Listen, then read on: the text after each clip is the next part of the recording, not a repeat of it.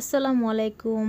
আশা করছি যে যেখান থেকে আমার ভিডিওটা দেখছেন আপনারা সবাই অনেক ভালো আছেন। আলহামদুলিল্লাহ, আল্লাহর রহমতে আমিও ভালো আছি। আজকে আমি আপনাদের সাথে একটা রেসিপি শেয়ার করব। আমার ভিডিও দেখে এতক্ষণে আপনারা বুঝতে পেরে গেছেন যে আমি কী রেসিপি শেয়ার করতে যাচ্ছি আপনাদের সাথে। ইলিশ মাছ সবার পছন্দ একটা মাছ, তাই না? শীতের রাতে গরম গরম ইলিশ মাছ দিয়ে ভাত খাওয়াটা অনেক মজার একটা বিষয়, তাই না?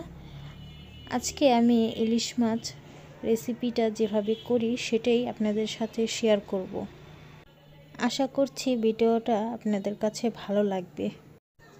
আগে থেকে মাছটা কেটে হলুদ মরিচ লবণ দিয়ে ভালো করে ভেজে নিয়েছি। সেই ভাজা মাছে তেলটা দিয়েই আমি মাছটা রান্না করব। এখানে আমি একটা কড়াইয়ের মধ্যে সে তেলটা দিয়ে দেব।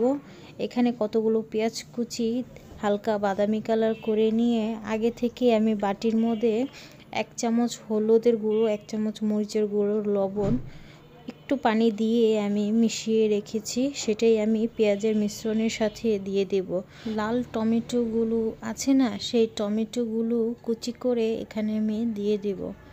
ভালো করে নাড়াচাড়া দিয়ে টমেটোটা নরম করে নেব। টমেটো আর মশলা ভালো করে কষিয়ে এলে টমেটোটা এখানে নরম হয়ে এসেছে। আগে থেকে যে আমি মাছগুলো ভেজে রেখেছিলাম সেই মাছগুলো আমি দিয়ে দেব। মাছগুলো দেওয়ার পরে সামান্য একটু পানি দিয়ে ধনে পাতা, কাঁচামরিচ দিয়ে দিব। আমার রান্নাটা করা শেষ। এখন আমি গরম গরম পরিবেশন করব।